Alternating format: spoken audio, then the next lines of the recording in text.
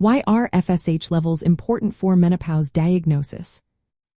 Imagine trying to understand a puzzle with missing pieces.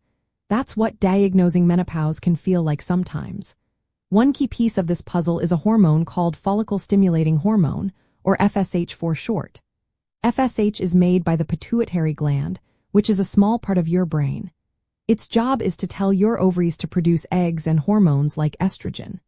As women get closer to menopause, their ovaries start to slow down and produce less estrogen. When this happens, the pituitary gland notices and responds by releasing more FSH in an effort to stimulate the ovaries. So, when FSH levels are high, it often signals that the ovaries are not working as well. This is why doctors look at FSH levels when trying to figure out if menopause has begun.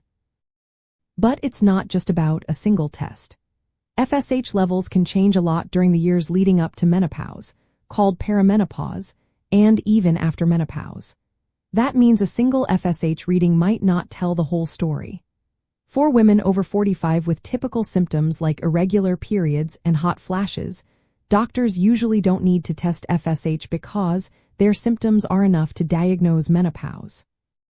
However, in women under 45 or those experiencing symptoms early, testing FSH can help confirm if they are experiencing premature ovarian failure, which is an early menopause. If FSH levels stay high over several weeks, it can be a sign that the ovaries are no longer functioning normally. In some cases, doctors also measure estrogen levels, which tend to drop during menopause. When estrogen decreases, FSH usually increases. But both hormones can fluctuate during perimenopause, making it tricky to relying on just one test.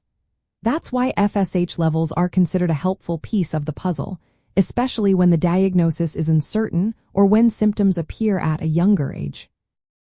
In summary, FSH levels are important because they reflected how well the ovaries are working. High FSH levels support the idea that menopause or premature ovarian failure is happening. For most women in the typical age range, clinical symptoms and menstrual history are enough to diagnose menopause. But when there's doubt, FSH testing can provide additional confirmation. It's just one tool among many that helps doctors understand the hormonal changes taking place during this natural transition.